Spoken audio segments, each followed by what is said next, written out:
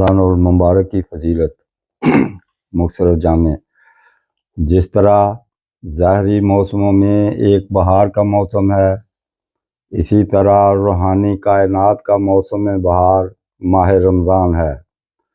کتنے ہی خوش قسمت ہیں ہم جن کی زندگیوں میں ایک مرتبہ پھر یہ روحانی بہار اور کر آئی ہے، ورنہ کتنے ہی ایسے تھے جو اس بہار سے پہلے ہی ہم سے جدا ہو گئے۔ بس ہمیں خوش ہونا چاہیے کہ یہ دن دوبارہ ہماری زندگیوں میں آنے والے ہیں۔ ہمارے پیارے آقا حضرت محمد مصطفیٰ صلی اللہ علیہ وآلہ وسلم نے ایک موقع پر اس ماہ مبارک کی آمد کی خبر یوں دی، فرمایا، سنو سنو، تمہارے پاس رمضان کا مہینہ چلا آتا ہے۔ یہ مہینہ مبارک مہینہ ہے جس کے روزے اللہ تعالیٰ نے تم پر فرض کر دیے ہیں۔ اس میں جنت کے دروازے کھول دیے جاتے ہیں اور دوزخ کے دروازے بند کر دیے جاتے ہیں۔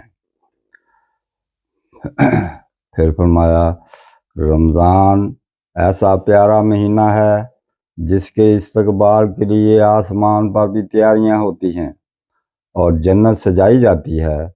چنانچہ یہاں حضرت صلی اللہ علیہ وآلہ وسلم فرماتے ہیں کہ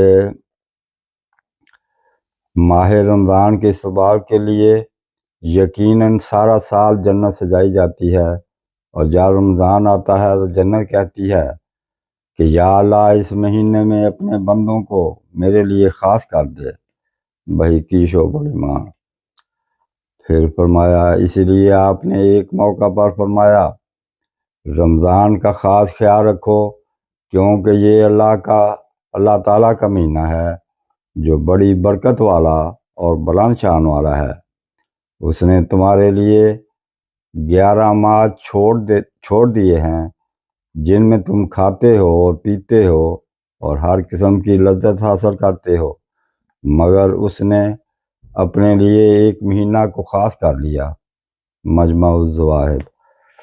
پھر فرمایا، رمضان المبارک کو سید الشہور یعنی تمام مہینوں کا سردار بھی کہا گیا ہے۔ یہ مہینہ بے شمار برکات کا مہینہ ہے۔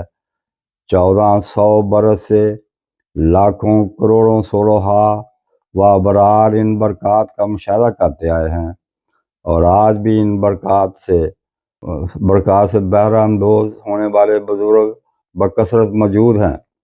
ان ایام میں مخلص روزہ داروں کو خاص روحانی کیف سے نوازا جاتا ہے، ان کی دعائیں سنی جاتی ہیں، ان پر انوار کے دروازے کھلتے ہیں، انہیں معرف سے بیراور کیا جاتا ہے، وہ کشف و رویا اور الہام کی نعمت سے سرفراز ہوتے ہیں، اور سب سے بڑھ کر یہ کہ انہیں خدا تعالیٰ کا لقاء نصیب ہوتا ہے، یعنی اللہ تعالیٰ کی ملاقات۔